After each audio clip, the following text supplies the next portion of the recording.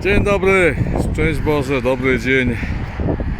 Teraz robię taką małą krótkorajza na Hanau, Innenstadt, żeby być w mieście Innendrin. To jest starorzeczem Mainu. Tu kiedyś Main tak właśnie zawracał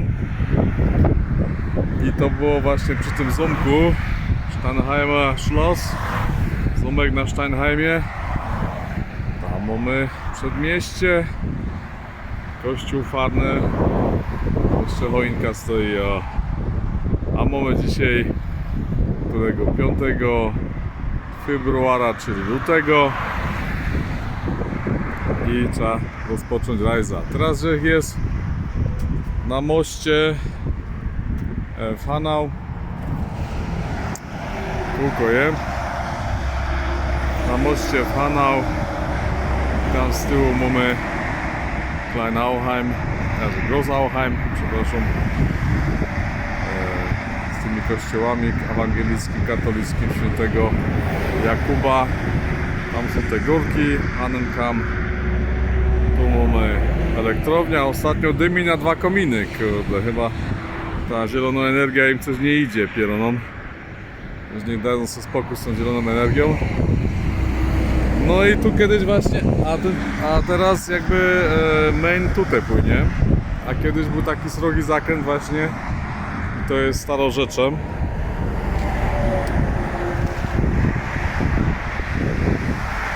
A tam mamy centrum Hanau, Innenstadt und so.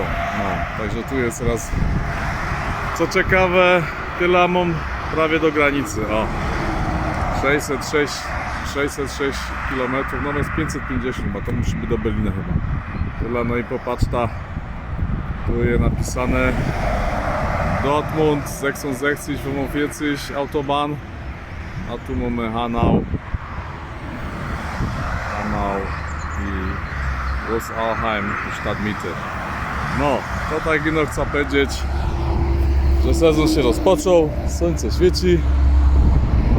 No i trzeba coś robić, bo kurde mieście się zastrygły, w kręgosłupie szczyko, jakiś kreuz te, jak to się mówi, że bandszajba wyleciała.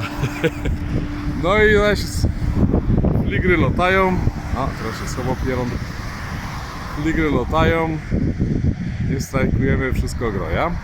No, z Panem Bogiem, miłego dnia, a ja lecę na kafę. I tak to trzeba jakoś fajnie ten dzień spędzić. No, papa, cześć.